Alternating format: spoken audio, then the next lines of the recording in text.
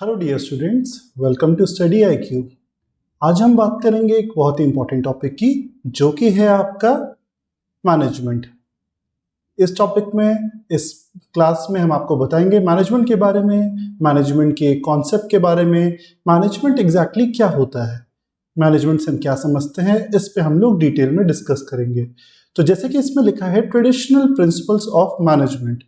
Traditional principle का अगर हम बात करें मतलब का, तो ट्रेडिशनल का मतलब होता है ओल्ड, यानी कि जो मैनेजमेंट कॉन्सेप्ट है वो पहले क्या कहता था। किसी भी चीज को समझने के लिए हमें पहले उसके ओल्ड कॉन्सेप्ट को समझना होगा और फिर हम उसके नए कॉन्सेप्ट को समझेंगे। तो आज के इस टॉपिक में हम लोग डिस्कस करेंगे अबाउट द ट्रेडिशनल यानी कि ओल्डर कॉन्सेप्ट ऑफ मैनेजमेंट, कि पहले के टाइम पे पहले के लोगों ने मैनेजमेंट के बारे में क्या बात की थी। सबसे पहले मीनिंग ऑफ मैनेजमेंट, कि मैनेजमेंट क्या होता है। जैसा कि इसमें बताया गया है कि मैनेजमेंट एक टेक्निक है कि काम को किस तरीके से हमें लोगों से एक्सट्रैक्ट करना है। एक्सट्रैक्टिंग वर्क का मतलब कि क्या वो तरीका है जिसके थ्रू हम लोगों से काम कराएंगे अदर से। अगर हमारा कोई काम है, कंपनी को अपना कोई काम कराना है किसी अपने वर्कर से, अपने एम्प्लॉयर से, अपने एम्प्लॉइज से, तो मैनेजमेंट वो एक इम्पॉर्टेंट फैक्टर होता है।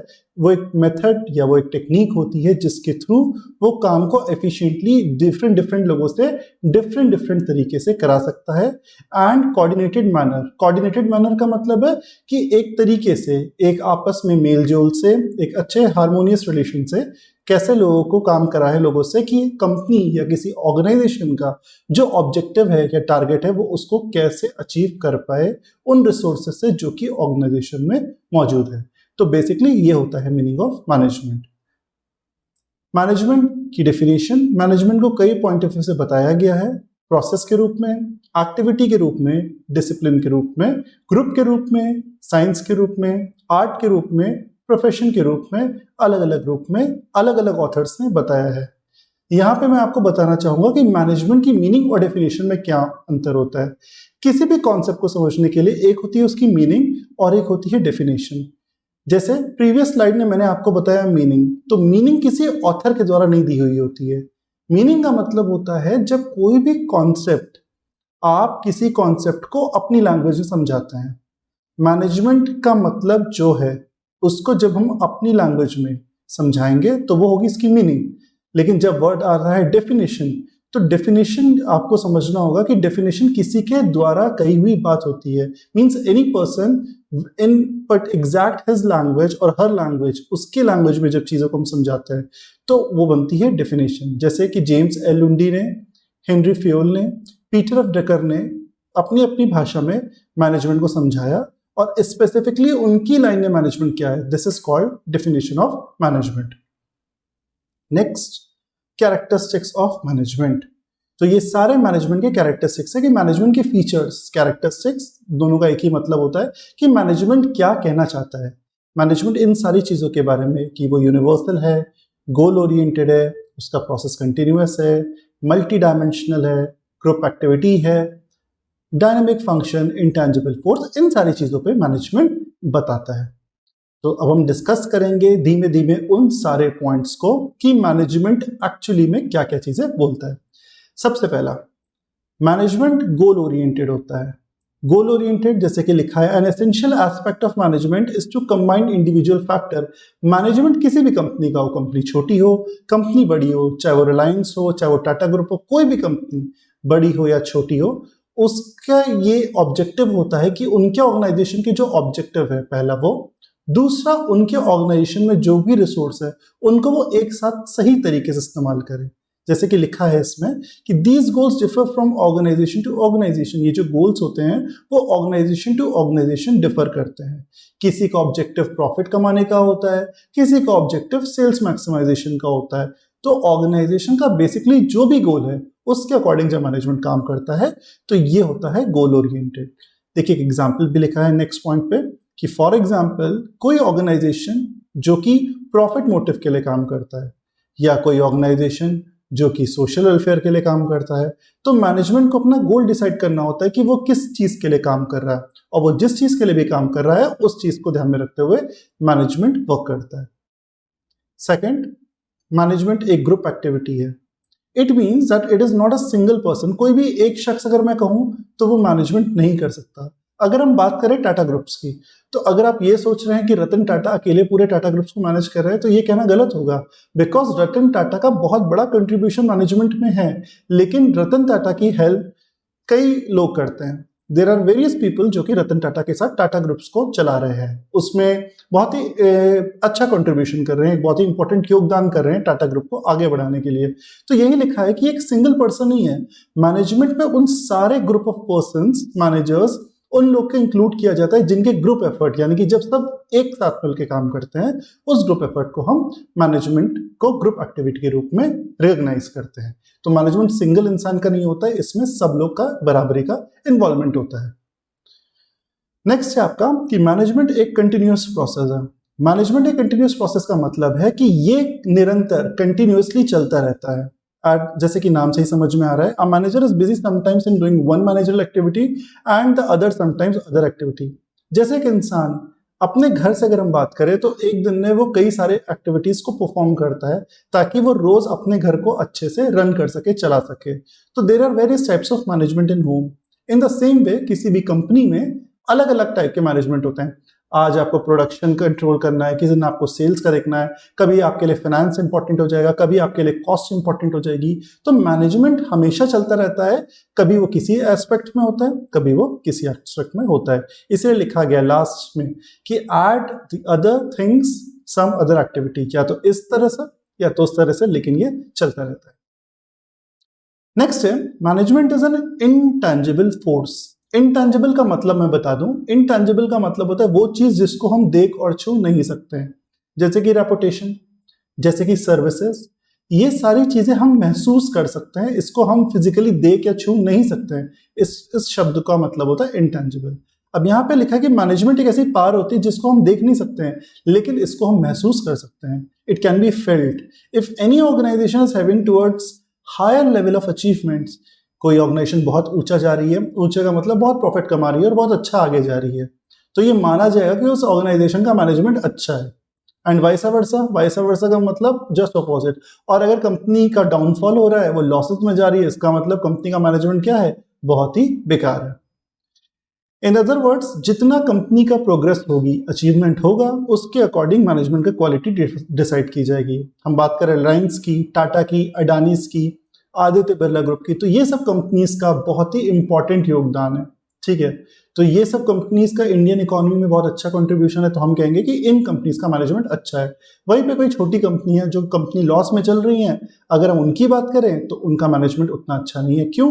क्योंकि यहां पर हमने क्वालिटी से ये डिसाइड किया कि मैनेजमेंट कैसा होगा। अगर अच्छा तो अच्छा मैनेजमेंट, और ऑर्गेनाइजेशन अच्छा नहीं कर रहा तो management is not up to the mark. Next है मैनेजमेंट एक डायनेमिक फंक्शन है। डायनेमिक फंक्शन का मतलब ये कई जगहों पे पाया जाता है, और कई जगहों पे पाए जाने के साथ साथ ये रेगुलरली चेंज होता है। देखिए लिखा भी है, it adjust itself to the regularly changing environment. ये अपने आप को रेगुलरली चेंज करता है। बिजनेस एक ऐसी चीज है जो आज और कल में डिफर होती रहती है। आज कंडीशंस कुछ हैं, कल कंडीशंस कुछ और होंगी, तो उसको ध्यान में रखते हुए मैनेजमेंट अपने सारे कंडीशंस, एनवायरनमेंट को ध्यान में रखते हुए चेंज करता रहता है, ताकि ऑर्गेनाइजेशन सही से रन करे और वो अपने ऑब्जेक्टिव्स को पूरा कर सके। इसलिए एक डायनेमिक फंक्शन है। Next, management is all pervasive. Management is all pervasive का मतलब है कि anything minus management is nothing और जीरो। अगर हम किसी भी ऑर्गेनाइजेशन से मैनेजमेंट हटा दें तो वो ऑर्गेनाइजेशन शून्य हो जाएगा, माइनस हो जाएगा, या कुछ समय बाद वो खत्म हो जाएगा। तो बिजनेस छोटा हो, मीडियम हो, बड़ा हो, बिना मैनेजमेंट के उसका रिजल्ट लिखा भी है, without management out of these activities result will be failure. या तो बिजनेस फ्लॉप हो जाएगा या उसका आउटपुट शून्य, जीरो निकल के आएगा। That means management is necessary to conduct any type of activity. एक छोटे से काम से लेके एक बड़े से काम तक के लिए क्या जरूरी है, मैनेजमेंट जरूरी है। Hence it is pervasive और यूनिवर्सल। इसलिए इसको pervasive या फिर यूनिवर्सल कहते हैं कि ये हर जगह पाया जाता है, एक छोटे से लेके एक बड़ी चीज तक सब में मैनेजमेंट का होना बहुत ही जरूरी है, और सब में मैनेजमेंट कहीं ना कहीं पाया जाता है। तो ये तो बात हो गई फीचर्स की कि मैनेजमेंट क्या कह रहा है या मैनेजमेंट के क्या फीचर्स होते हैं। अब हम बात करेंगे कि मैनेजमेंट के ऑब्जेक्टिव्स क्या होते हैं। कि बहुत ज़रूरी है जानना कि what are the objectives of management. तो जैसे कि डायग्राम में हम देख सकते हैं कि मैनेजमेंट 3 ऑब्जेक्टिव्स के लिए चलता है। सबसे पहला ऑर्गेनाइजेशनल ऑफ और इकोनॉमिक ऑब्जेक्टिव। इकोनॉमिकल यानी कि ऑर्गेनाइजेशन को ध्यान में रखते हुए मैनेजमेंट ऐसी कौन कौन से उद्देश्य रखता है जिससे कि वो पैसा कमा सके। तो इकोनॉमिक ऑब्जेक्टिव कहीं ना कहीं पैसों से डायरेक्टली रिलेटेड है। सबसे पहला जो इसमें वर्ड यूज किया गया है वो यूज किया गया है सर्वाइवल, यानी कि मैनेजमेंट क्यों जरूरी है, ताकि आपका बिजनेस लंबे समय तक चल सके। जितना मैनेजमेंट अच्छा होगा आपके बिजनेस ऑर्गेनाइजेशन उतना ही लंबे समय तक सर्वाइव कर पाएगा। सेकंड है प्रॉफिट। मैनेजमेंट सिर्फ सर्वाइवल नहीं रखना है, सर्वाइव तभी करेंगे जब आप मुनाफा कमाएंगे, प्रॉफिट कमाएंगे। तो मैनेजमेंट को यह इंश्योर करना है कि वो इतना अच्छा हो कि वो आपका जो प्रॉफिट है उसको बढ़ाए, बिजनेस प्रॉफिट से और प्रॉफिट बनाए। थर्ड है ग्रोथ। ग्रोथ का मतलब कि मैनेजमेंट सिर्फ सर्वाइव प्रॉफिट ना करे, साथ ही साथ इतना अच्छा मैनेजमेंट हो किसी भी कंपनी का कि वो खूब ग्रो करे। ग्रो करने के लिए मार्केट में कॉम्पिटिटर से वो फाइट करे, अपनी सेल्स को इंक्रीज करे, अपने प्रोडक्ट्स एम्प्लॉयज को और इंक्रीज करे, जिससे कि कंपनी पूरे वर्ल्ड में, देश में, वर्ल्ड में फैल जाए और उसका ग्रोथ हो। तो ये थे वो ऑब्जेक्टिव जो कि इकोनॉमिक या ऑर्गेनाइजेशन के पॉइंट ऑफ व्यू से इंपॉर्टेंट है। नेक्स्ट ऑब्जेक्टिव पे आते हैं जो कि है आपका social objectives. What is social objectives? सबसे पहला supply of good quality products and service eight reasonable price. हमें एक बहुत ही अच्छी क्वालिटी के प्रोडक्ट्स और सर्विसेज देना है रीजनेबल प्राइस पे। सेकंड इको फ्रेंडली मेथड्स का यूज करना प्रोडक्शन में, यानी कि आजकल एक कॉन्सेप्ट आ गया है, क्योंकि हम बात कर रहे हैं सोशल ऑब्जेक्टिव की, तो सोसाइटी को ध्यान में रखते हुए हमारे उद्देश्य क्या है कि अच्छा क्वालिटी का प्रोडक्ट्स और सर्विस दें कम से कम दाम में, ताकि कंज्यूमर जो हमारा है, जिसकी वजह से हमारा बिजनेस चल रहा है, वो हमेशा हमसे खुश रहे और हमेशा हमारे लिए तैयार रहे हमसे प्रोडक्ट परचेज करने के लिए या सर्विसेज परचेज करने के लिए। बिकॉज विदाउट कंज्यूमर तो हम सर्वाइव कर नहीं पाएंगे। तो हमें उन्हें अच्छा और बेहतरीन कम रेट में सामान प्रोवाइड करना। Second eco friendly methods of production. आज के समय की एक सबसे बड़ी समस्या है कि हमें एनवायरनमेंट को भी ध्यान में रखना है, क्योंकि एनवायरनमेंट डिग्रेडेशन हो रहा है। तो हम इस तरीके से प्रोडक्शन करें कि हम एनवायरनमेंट को कम से कम नुकसान पहुंचाएं, क्योंकि इस सोसाइटी में जिसमें रह रहे हैं, इसी सोसाइटी का हम भी पार्ट है, इसी सोसाइटी का हमारा बिजनेस ही पार्ट है। तो वो काम करना, इको फ्रेंडली मेथड से प्रोडक्शन करना, ये एक बहुत ही इंपॉर्टेंट पॉइंट है जो कि मैनेजमेंट में ऑब्जेक्टिव में आता है। Next providing basic amenities like schools and hospitals. ये भी ध्यान रखना कि बेसिक एमिनिटीज जो हैं, जो कि बहुत ज़रूरी है एक ह्यूमन की लाइफ के लिए, चाहे वो एम्प्लॉयर हो, चाहे वो एम्प्लॉय हो, चाहे वो कंज्यूमर हो, चाहे वो जनरल पब्लिक हो, या वो कोई भी हो, उसके लिए स्कूल, कॉलेज, हॉस्पिटल, ये सब एमिनिटी प्रोवाइड करना भी मैनेजमेंट का ऑब्जेक्टिव है। एम्प्लॉइंग डिसएडवांटेजेड पीपल, उन लोग को भी एम्प्लॉय करना जो कि आपसे जुड़े हुए नहीं हैं, लेकिन आपको उनको शामिल करना ताकि वो मैनेजमेंट कहीं ना कहीं उनका यूज कर पाए। Next preserving ethical values such as paying tax on time. Time पे टैक्स पे करना, अगर फीस फाइन कुछ भी है तो उसको पे करना, ताकि एक एथिक्स सोसाइटी में बनी रहे और सोसाइटी अच्छे से रन कर सके। इसके बाद आते हैं हम लोग पर्सनल ऑब्जेक्टिव्स में। पर्सनल ऑब्जेक्टिव का मतलब अब हमने फाइनेंस के पॉइंट ऑफ व्यू से और सोसाइटी के पॉइंट ऑफ व्यू से तो पढ़ लिया। पर्सनल ऑब्जेक्टिव्स में हम आएंगे कि फाइनेंशियल नीड क्या होती है। तो इसमें सबसे पहले कि फाइनेंशियल नीड क्या है, यानी कि जो भी हम वेजेस या सैलरी दे रहे हैं, क्योंकि कोई भी हमारी कंपनी के लिए काम करेगा तो बदले में उसे पेमेंट चाहिए होगा, तो उसको हम पेमेंट्स उसकी ज़रूरत, उसके काम के अकॉर्डिंग करें। Social needs such as peer recognition, जो भी उसकी नीड्स हैं उसको पूरा करें। Security needs such as job security, ये नहीं कि उसके मन में ये डर है कि आज काम कर रहे हैं कल उसको कंपनी निकाल तो नहीं देगी, या कंपनी 20 साल के बाद भी आपको ये है कि पता ही नहीं कि कल आपका जॉब होगी या आपको किसी छोटी बात पे फायर कर देंगे, इस टाइप की प्रॉब्लम्स ना हो। तो जॉब सिक्योरिटी एक बहुत ही इंपॉर्टेंट चीज़ है जो कि आपको समझनी है और लोग अपने एम्प्लॉयज को समझाने की आपकी जॉब में सिक्योरिटी है, ताकि लोग अच्छे से काम करें, उनको ये पता हो कि भाई हाँ they are fulfilling their work और उसके अकॉर्डिंग उनको इतना इशू नहीं आएगा। Higher level needs such as personal growth and development, personal level पे ग्रोथ एंड डेवलपमेंट करना भी एक पर्सनल ऑब्जेक्टिव होता है मैनेजमेंट का। ट्रेनिंग एंड डेवलपमेंट, काम सिखाना ताकि लोग सीखें और अपने आप में स्किल हो उनके अंदर बढ़े। And last opportunities for promotion. Opportunities of promotion का मतलब होता है कि आप अपने काम को बेहतर ढंग से करें, अच्छे से उसको आउटकम करें और अपने आप को एडवांस करें। तो ये थे बेसिकली सारे ऑब्जेक्टिव मैनेजमेंट के। अब नेक्स्ट है हमारा कि मैनेजमेंट थॉट किन किन स्टेजेस से गुजरा है, यानी कि जो मैनेजमेंट की जो सोच थी, थॉट थे, भी कई टाइम पीरियड से निकले हैं। तो सबसे पहला था प्री साइंटिफिक मैनेजमेंट पीरियड, जो कि स्टार्टिंग में हुआ मैनेजमेंट पीरियड से पहले का समय। फिर आया क्लासिकल थ्योरी। क्लासिकल थ्योरी यानी कि जो ट्रेडिशनल थ्योरी थी। क्लासिकल शब्द का मतलब होता है पुराना। तो थ्योरी कौन सी मैनेजमेंट की? जो पुरानी थी, वो आई। उसके बाद scientific management of Taylor FW Taylor जो हैं उनके बारे में हम बात करेंगे आगे। एडमिनिस्ट्रेटिव मैनेजमेंट फ्यूल ने बताया, ब्यूरोक्रेटिक मॉडल वेबर ने बताया। ये सब इंपॉर्टेंट टॉपिक्स हैं जो आपके शॉर्ट के पॉइंट ऑफ व्यू से, ऑब्जेक्टिव के पॉइंट ऑफ व्यू से आ सकते हैं। तो हम लोग जो हम इस वीडियो लेक्चर में बात कर रहे हैं, वो हम आपको डिस्क्रिप्टिव एंड ऑब्जेक्टिव दोनों के पॉइंट ऑफ व्यू से समझा रहे हैं कि आपको पता होना चाहिए कॉन्सेप्ट क्या इंपॉर्टेंट है, क्या कैची है और क्या किस तरह से आ सकता है। फिर आया नियो क्लासिकल थ्योरी, जिसको बिहेवियरल अप्रोच भी कहते हैं, और फिर मॉडर्न थ्योरी, जिसको सिस्टम अप्रोच भी कहते हैं।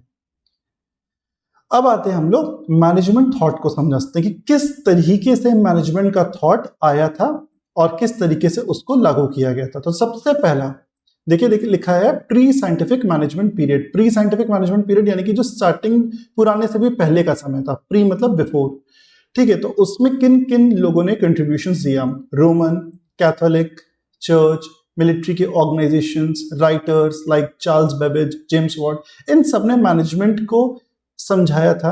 और बहुत पहले जब मैनेजमेंट एक्चुअली डिफाइन भी नहीं हुआ था कि एक मैनेजमेंट जैसा कोई सब्जेक्ट होगा, डिसिप्लिन होगी, उससे पहले इन लोगों ने कंट्रीब्यूशन दिया था, काफ़ी अपने इनोवेटिव आइडियाज, थ्योरीज दी थी और अपने इंफॉर्मेशन एक्सचेंज किए थे। इनका बहुत ही अहम योगदान है। फिर आई क्लासिकल थ्योरी, ट्रेडिशनल थ्योरी, जिसने मैनेजमेंट के थॉट्स को समझाया, लाइक साइंटिफिक मैनेजमेंट, किस तरह से मैनेजमेंट टेक्निकल है, किस तरह से मैनेजमेंट, एडमिनिस्ट्रेटिव मैनेजमेंट थ्योरी, किस तरह से एडमिनिस्ट्रेटिव पॉइंट ऑफ व्यू से मैनेजमेंट है, ब्यूरोक्रेटिक मॉडल्स, जिसमें समझाया गया कि अलग अलग स्टेजेस या अलग अलग तरीकों से मैनेजमेंट कैसे होता है। क्लासिकल के बाद नियो क्लासिकल थ्योरी। नियो का मतलब होता है न्यू या फिर आफ्टर क्लासिकल थ्योरी की। क्लासिकल थ्योरी जब खत्म हुई तब नियो क्लासिकल थ्योरी आई, जो कि उस क्लासिकल थ्योरी से थोड़ी नई थी। इसमें साफ साफ बोला गया है कि हॉथॉर्न का एक्सपेरिमेंट को डिफाइन किया गया है, यानी कि इन्होंने उसके बाद क्या क्या मैनेजमेंट में चेंजेस है उसके बारे में बताया।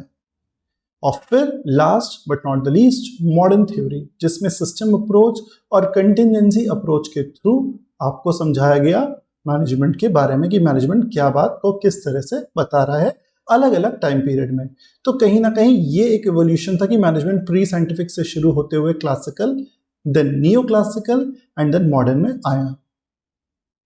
अब हम बात करते हैं प्री साइंटिफिक मैनेजमेंट पीरियड की। जो प्री साइंटिफिक मैनेजमेंट पीरियड है was related to industrial revolution. ये एक इंडस्ट्रियल रिवोल्यूशन से रिलेटेड है, जहां पे कुछ थिंकर्स को ये लगता था कि बिजनेस को और एफिशिएंट बनाया जा सकता है, यानी कि हम अपने इंडस्ट्री को और अपने कंपनी को और अच्छा कर सकते हैं। उसके लिए industrial revolution, number 1, industrial revolution में काफ़ी चेंजेस करें। किन किन चीज़ों में? इन चीज़ों में, लाइक प्रोडक्शन में किस तरह से हमें प्रोड्यूस करना है, क्या मशीन यूज़ कर रहे हैं, क्या लेबर किस तरह से यूज़ कर रहे हैं, किस तरह से हम अपनी कैपिटल का मतलब वो पैसा जिससे हम अपना बिजनेस स्टार्ट करते हैं और आगे पेमेंट करते हैं चीज़ों का, उसको हम रेस करें।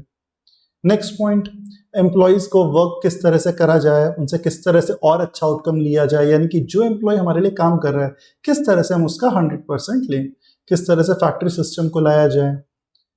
थर्ड पॉइंट, फैक्ट्री सिस्टम जिसमें लैंड एंड बिल्डिंग्स है, हायर्ड लेबर हैं, कैपिटल है, ये वो फैक्टर्स ऑफ प्रोडक्शन होते हैं जो कि बहुत ही इंपॉर्टेंट रोल प्ले करते हैं किसी भी ऑर्गेनाइजेशन के लिए। उनको किस तरह से अवेलेबल कराए एंटरप्रेन्योर को। एंटरप्रेन्योर मतलब वो शख्स जो कि बिजनेस ओन करता है और कंपनी ओन करता है, या हम कह सकते हैं उस चीज को वो चला रहा है, उस ऑर्गेनाइजेशन या उस इंडस्ट्री को। तो वो कैसे अलग अलग ऑफ द रिसोर्सेज को, फैक्टर्स ऑफ प्रोडक्शन को इस्तेमाल करे अपने कंपनी के ऑब्जेक्टिव्स को पूरा करने के लिए। तो in that period some important हम थिंकर्स की बात करेंगे यहाँ पे कि उन्होंने कुछ इस तरह से बताया प्री साइंटिफिक पीरियड को। वो हैं सबसे पहले प्रोफेसर चार्ल्स बेबेज, बहुत ही इंपॉर्टेंट नाम है, इनका नाम आपने कंप्यूटर के टर्म्स में भी सुना होगा, ठीक है। तो चार्ल्स बेबेज प्रोफेसर ने कहा कि मैन्युफैक्चरर्स जो होंगे उनको साइंस और मैथमेटिक्स का इस्तेमाल करना पड़ेगा. They have to use science and mathematics to relied upon opinions instead of investigation and accurate knowledge. कि हम किस तरीके से, उस टाइम की बात बता रहे हैं कि चार्ल्स बैबेज ने, कि किस तरीके से लोग अपने ओपिनियंस पे रिलाई करके इन्वेस्टिगेशन करने से अच्छा है नॉलेज एक्वायर करें और चीजों को साइंटिफिक या लॉजिकल टर्म्स में समझे. उसके बाद आए जेम्स वॉट जूनियर और मैथ्यू रॉबिन्सन का कंट्रीब्यूशन. इन्होंने भी सजेस्ट किया, जैसे अभी थोड़ी देर पहले चार्ल्स बेबेज ने बताया, उसी तरह से इन्होंने भी बताया टेक्निक्स का, प्रोडक्शन प्लानिंग का, किस तरह से अपनी मशीन्स को और अपने रिसोर्सेज को और अच्छा बेहतरीन किया जा सके, किस यानी कि स्टैंडर्डाइजेशन हो, किस तरह से हम मशीन लेआउट को मेंटेन करें, क्या प्रोविजंस बनाएं. इन सब चीज़ों पे they believe that it makes management better between employ and labour. यानी कि जो मालिक या जो लोग चीज़ों को गाइड करें, उनके और लेबर के बीच में किस तरीके से अच्छे रिलेशन हम एस्टैब्लिश करें, ये इन्होंने बात बोली. तो इन बात को उन्होंने समझा, क्योंकि बहुत ज़रूरी है किसी भी ऑर्गेनाइजेशन के लिए कि लोअर स्टाफ और हायर स्टाफ और मिडिल स्टाफ, इनके बीच में एक अच्छा तालमेल बैठे. क्योंकि जिस भी ऑर्गेनाइजेशन में ये चीज़ की कमी होती है, उस ऑर्गेनाइजेशन को आगे चल के प्रॉब्लम फेस करनी पड़ती है. उसके बाद रॉबर्ट सोन्स ने अपनी बात बोली. उन्होंने कोऑपरेटिव और ट्रेड यूनियन मूवमेंट की इंग्लैंड में बात की और प्रमोट किया. उन्होंने कहा कि ज़रूरी है कि जो ट्रेड यूनियन हो, यानी कि वर्कर्स जो आपके लेबर्स हैं, ठीक है, एम्प्लॉयज़ हैं, उनके लिए एक यूनियन बने, ताकि एक अच्छी फीलिंग रहे कि हम अपनी इंडस्ट्री में, अपने ऑर्गेनाइजेशन में किसी भी तरह का, किसी ह्यूमन रिसोर्स का शोषण नहीं कर रहे हैं. मीन्स हम किसी को एक्सप्लॉइट नहीं कर रहे हैं.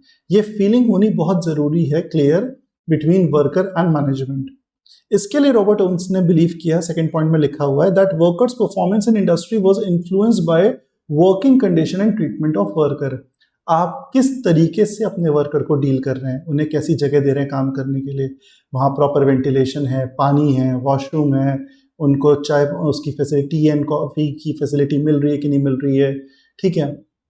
तो वर्किंग कंडीशन और किस तरह से आप ट्रीट कर रहे हैं, यानी कि आप उनको बहुत इनह्यूमन ट्रीट कर रहे हैं, आप उनसे बहुत ही ख़राब तरीके से बात कर रहे हैं, ये सब भी बहुत इंपॉर्टेंट रोल प्ले करता है वर्कर की परफॉर्मेंस में.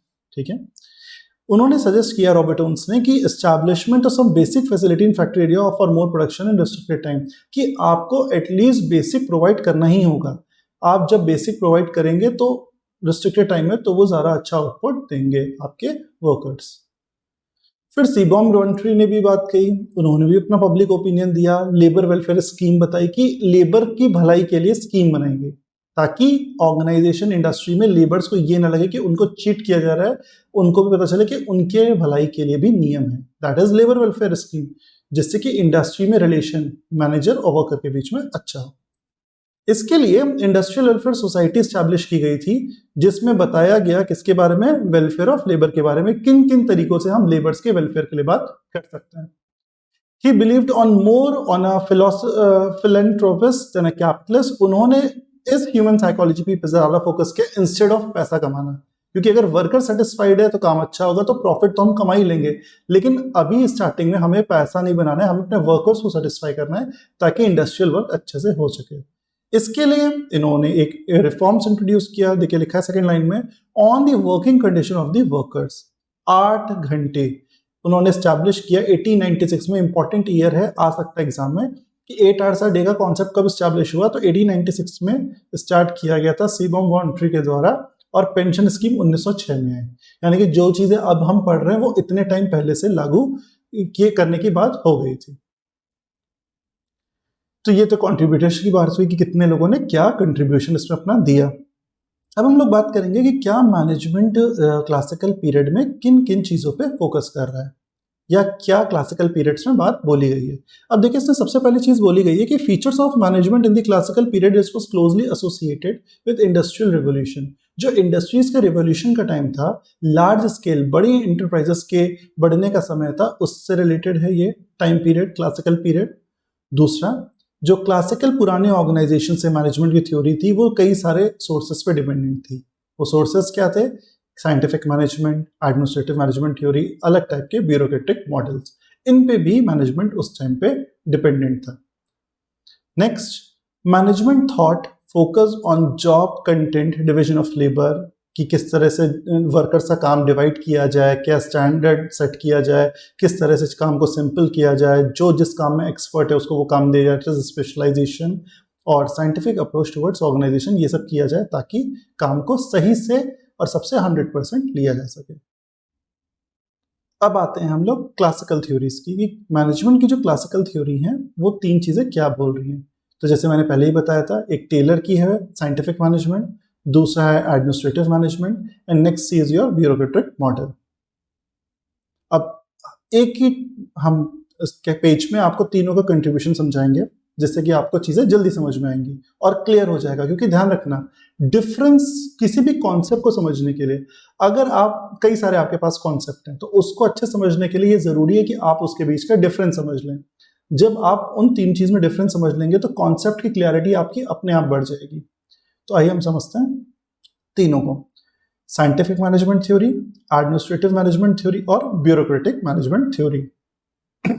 अब देखिए, इसमें ऑथर के बारे में बात करें तो साइंटिफिक मैनेजमेंट के फादर हमेशा कहलाते हैं टेलर। ये ऑब्जेक्टिव के पॉइंट ऑफ व्यू से, शॉर्ट क्वेश्चन के पॉइंट ऑफ व्यू से एक बहुत ही इंपॉर्टेंट है कि who is father of scientific management. तो आपका जवाब क्या होगा? टेलर, ठीक है, या FW टेलर भी कहते हैं इनको। उसके बाद एडमिनिस्ट्रेटिव मैनेजमेंट थ्योरी में जनरल मैनेजमेंट के फादर कौन है? तो आपका जवाब होगा फ्यूल, हेनरी फ्यूल। और अगर आपसे पूछे ब्यूरोक्रेटिक मैनेजमेंट थ्योरी तो आपका जवाब होगा वेबर। तो ये लोग फादर कहलाते हैं, यानी कि इनका सबसे स्टार्टिंग कंट्रीब्यूशन था और that is why they are known as father of all this theory. Next, emphasis. Taylor ने साइंटिफिक मैनेजमेंट थ्योरी पे प्रोडक्शन इंजीनियरिंग पे फोकस किया था, यानी कि लोअर लेवल पे, कि स्टार्टिंग लेवल पे जो काम होता है उस पे फोकस किया था। नेक्स्ट है आपका फ्यूल की। अगर हम बात करें तो एडमिनिस्ट्रेटिव मैनेजमेंट थ्योरी ने इन्होंने टॉप लेवल पे कहा था, क्योंकि टॉप लेवल पे ही हम एडमिनिस्टर करते हैं, चीजों को शासन के द्वारा चलाते हैं, तो इन्होंने टॉप लेवल पे फोकस किया था। और ब्यूरोक्रेटिक में भी ऑर्गेनाइजेशन के स्ट्रक्चर यानी कि टॉप लेवल मैनेजमेंट पे ही वेबर ने बात कही थी। एप्लीकेशन, यानी कि जो साइंटिफिक मैनेजमेंट थ्योरी है वो किस पे एप्लीकेबल है? स्पेशलाइज्ड ऑर्गेनाइजेशन, जो लोग पर्टिकुलर काम करते हैं। जो फ्यूल की थ्योरी है वो यूनिवर्सली सब जगह पे, और जो वेबर की थ्योरी है वो गवर्नमेंट सेक्टर, या हम बात करें लार्ज स्केल आपका जो ऑर्गेनाइजेशन फॉर्म्स होता है उस पर बात की गई है। टेलर का साइंटिफिक मैनेजमेंट क्या कहता है? तो जो टेलर का साइंटिफिक मैनेजमेंट है वो कुछ चीजों के बारे में बात करता है, जैसे कि कौन रिस्पॉन्सिबल है मैनेजमेंट का, यानी कि एक इंसान, कोई भी शख्स जो कि मैनेजमेंट के लिए रिस्पॉन्सिबल हो, कि वो साइंटिफिक अप्रोच काम में मैनेजमेंट यूज करे ताकि साइंटिफिक मेथड से या साइंटिफिक टेक्निक से हम ज़्यादा से ज़्यादा प्रोडक्टिविटी अपने वर्कर्स की, अपने एम्प्लॉयज़ की ले सके कंपनी के गोल्स को पूरा करने के लिए। अब इन साइंटिफिक मेथड्स में क्या क्या चीज़ें आती हैं? ऑब्जर्वेशन, चीज़ों को ऑब्जर्व करना, मेजर करना कि काम कितना हो रहा है, सही से हो रहा है कि नहीं हो रहा है, एक्सपेरिमेंटेशन, अलग अलग टाइप के टेस्ट करना ताकि देखें कि भाई क्या नतीजा निकल के आ रहा है वर्कर्स की परफॉर्मेंस का, एंड लास्ट इन्फेरेंसेस, अलग अलग सोर्सेज इंफॉर्मेशन गैदर करना। इस अप्रोच को बेसिकली इन तरीकों से समझाया गया है: science not rule of thumb, harmony not discord, cooperation not individualism, maximum output in place of restricted output, and the development of each man to his greatest efficiency और prosperity. In point of view से इस चीजों को summarise किया गया कि ये चीजें प्रिंसिपल के रूप में बताएंगे। अब ये जो साइंटिफिक मैनेजमेंट आया उसके क्या फायदे होंगे? तो सबसे पहला, traditional rule of thumb method, यानी कि जो हम ट्रेडिशनल पुराने मेथड्स को, पुरानी सोच को लगा रहे थे, उसको हटा के हमने साइंटिफिक, लॉजिकल, जो वैज्ञानिक टेक्निक्स होती है उनका इस्तेमाल किया। वर्कर्स का नेक्स्ट पॉइंट, तो सही तरीके से सेलेक्ट करना और फिर उनको ट्रेनिंग देना। अगर कोई आदमी प्रोडक्शन में अच्छा है तो हमने उसको प्रोडक्शन के लिए चूज किया और फिर प्रोडक्शन के डिपार्टमेंट में काम करने के लिए उसको ट्रेनिंग प्रोवाइड की। Next, C point, incentive wages to the worker for higher production. अगर कोई वर्कर बहुत ज़्यादा प्रोडक्शन करे, एक लिमिट से आ रहा, तो उसके अकॉर्डिंग उसको ज़्यादा पेमेंट, मेहनताना देना ताकि वो और प्रोडक्शन करने के लिए मोटिवेट हो। Next, D point, elimination of waste, कम से कम वेस्टेज हो ऑर्गेनाइजेशन में। ये बहुत ही इंपॉर्टेंट पॉइंट है ताकि हम अपने खर्चों को कंट्रोल कर सके और रिसोर्सेज का बेटर यूज कर सके। Standardisation of tools, equipments, material and work methods, ये सारे एक इंपॉर्टेंट फैक्टर है जिसको स्टैंडर्डाइज करना ये बहुत ही जरूरी है ताकि हम अपने काम को अच्छे से कर सकें। Next, establishment of harmonious relation between the workers और मैनेजमेंट के बीच में अच्छा रिलेशन रखना बहुत जरूरी है, क्योंकि अगर इनके बीच में तालमेल नहीं रहेगा तो ऑर्गेनाइजेशन लंबे समय तक नहीं चल पाएगा। नेक्स्ट है आपका एडमिनिस्ट्रेटिव मैनेजमेंट। हेनरी फ्योल, जैसे कि मैंने पहले भी बताया कि इसके फादर कंसिडर किए जाते हैं, और उन्होंने बेसिकली अपनी इस थ्योरी में इंडस्ट्रियल मैनेजमेंट में इस चीज़ को समझाया है। उनको टॉप लेवल मैनेजमेंट पे इन्होंने फोकस किया है। उन्होंने अपनी जनरल इंडस्ट्रियल मैनेजमेंट को 6 ग्रुप्स में डिवाइड किया है। वो 6 ग्रुप्स क्या हैं, आइए देखते हैं। सबसे पहला, टेक्निकल एक्टिविटीज़। टेक्निकल एक्टिविटीज़ की बात करेंगे तो प्रोडक्शन, मैन्युफैक्चर, अडाप्टेशन, ये सब जो कंपनी के लिए, बहुत ही किसी भी इंडस्ट्री के लिए, ऑर्गेनाइजेशन के लिए बहुत ज़रूरी चीज़ होती हैं, इस पे बात की गई है। सेकंड, कमर्शियल एक्टिविटीज़, खरीदना, बेचना या एक्सचेंज करना, ये कॉमर्स से रिलेटेड काम है, इस पे फोकस किया है। नेक्स्ट है पैसों का, फाइनेंशियल एक्टिविटीज़ लाइक कैपिटल, किन किन तरीकों से हम पैसों को फंडिंग हो, लोग हमारे ऑर्गेनाइजेशन में पैसा लगाएं। नेक्स्ट, सिक्योरिटी एक्टिविटी, अपनी प्रॉपर्टी, अपने एसेट्स को बचा के रखना, लोगों को बचा के रखना, ह्यूमन रिसोर्स को, हर टाइप के रिसोर्स को बेसिकली बचा के रखना। नेक्स्ट, अकाउंटिंग एक्टिविटी, किस तरह से हम अपने हिसाब किताब कर रहे हैं, बैलेंस शीट बना रहे हैं, स्टैट्स डेटा रिकॉर्ड कर रहे हैं। एंड लास्ट, मैनेजरल एक्टिविटी, किस तरह से हम प्लान कर रहे हैं, चीज़ों को ऑर्गेनाइज कर रहे हैं, कमांड दे रहे हैं, इंस्ट्रक्शंस दे रहे हैं, और कंट्रोल कर रहे हैं, कोऑर्डिनेशन कर रहे हैं। तो ये भी इंपॉर्टेंट चीज़ है। तो ये 6 फंक्शंस जो होते हैं, these have to be perform to operate successfully any kind of business. कैसा भी बिजनेस हो, ये 6 चीज़ें इंपॉर्टेंट, इस पर फोकस करना होता है। Specially he pointed out the last function, that is ability to manage. ये सबसे इंपॉर्टेंट है, क्योंकि बाकी सारा काम कर लिया आपने, लेकिन अगर आप मैनेज नहीं कर पा रहे तो आपका सारा किया हुआ वेस्ट हो जाएगा। नेक्स्ट है आपका ब्यूरोक्रेटिक मॉडल। तो ब्यूरोक्रेटिक मॉडल में हम बात करेंगे कि मैक्स वेबर ने, एक जर्मन सोशियोलॉजिस्ट जो थे, उन्होंने इस मॉडल को डेवलप किया था। इन्होंने ऑर्गेनाइजेशन के लिए एक रिजिड मॉडल बताया था, एक फिक्स मॉडल बताया था कि वो सिर्फ और सिर्फ ह्यूमन एलिमेंट्स पे वो फोकस ना करे। His model does not account for important human elements, बाकी अदर पॉइंट्स पे फोकस करे जो ऑर्गेनाइजेशन के लिए अच्छा हो। कुछ इसके बारे में फीचर्स बताए उन्होंने, जैसे कि रिजिडिटी होना चाहिए, और कंट्रोल, कॉस्ट को कंट्रोल करना बहुत जरूरी है, इस पे फोकस होना चाहिए। Anxiety due to pressure of conformity to rules and procedure, वो फॉलो होने चाहिए। सुपीरियर पे डिपेंडेंस होना चाहिए। Tendency to forget ultimate goals of the organisation, ये नहीं होना चाहिए कि आपको ये याद हमेशा रखना है कि आपके ऑर्गेनाइजेशन के क्या ऑब्जेक्टिव है। ठीक है, अब ये टेलर और फ्योल के बीच में कुछ अंतर बताया गया है। सबसे पहला पर्सनालिटी का, कि टेलर जो थे, हमेशा ध्यान रखिएगा जब भी आप डिफरेंस लिखें, क्योंकि डिस्क्रिप्टिव जब भी क्वेश्चन आता है तो एग्जामिनर ये देखता है कि भाई आपका क्वेश्चन आप डिफरेंस बता रहे, तो डिफरेंस हमेशा बेसिस से होना चाहिए। और बेसिस वो पॉइंट्स होते हैं जिस पे ध्यान बेस होते हुए आप दो चीजों को एक्सप्लेन करते हैं, डिफरेंशिएट करते हैं। तो बेसिस वो पॉइंट्स होते हैं जिसको ध्यान में रखते हुए आप अंतर समझा रहे हैं। तो पहला बेसिस है पर्सनालिटी का। टेलर एक साइंटिस्ट है, फ्योल एक प्रैक्टिशनर है। पर्सपेक्टिव, टेलर जो थे वो बॉटम अपवर्ड अप्रोच को समझाते हैं अपने टेक्निक से, बट जो फ्योल है वो बेसिकली टॉप और डाउनवर्ड अप्रोच को फोकस करते हैं अपने प्रिंसिपल से। सिर्फ स्कोप एंड एप्लीकेबिलिटी, टेलर की जो प्रिंसिपल और टेक्निक्स हैं वो बेसिकली सिर्फ और सिर्फ प्रोडक्शन से रिलेटेड है, और किसी चीज से नहीं, उनका मेन काम प्रोडक्शन से रिलेटेड है। फ्योल के जो प्रिंसिपल्स हैं वो अलग अलग फंक्शनल एरिया से रिलेटेड है। नेक्स्ट है फोकस। टेलर ने फोकस किया है एफिशिएंसी, वर्कर की एफिशिएंसी पे और उसके प्रोडक्शन पे, कि वर्कर अच्छे से काम करे और प्रोडक्शन करे। वहीं पे जो फ्योल है उन्होंने मैनेजमेंट की एफिशिएंसी पे बात की है, इंस्टेड ऑफ वर्कर उन्होंने मैनेजमेंट की एफिशिएंसी पे फोकस की है। मॉडिफिकेशन की बात करें तो टेलर की जो टेक्निक्स हैं वो स्पेसिफिक है नेचर की, और वो किसी भी तरह का मॉडिफिकेशन या स्पेसिफिक कंडीशन में अलाउ नहीं करती हैं। बट जो फ्योल है उनकी जो प्रिंसिपल्स हैं वो बेसिकली अलग अलग ऑर्गेनाइजेशन के अलग अलग मॉडिफिकेशंस को अलाउ करती हैं कि आप चेंजेस करें और उसको और अच्छे से करें।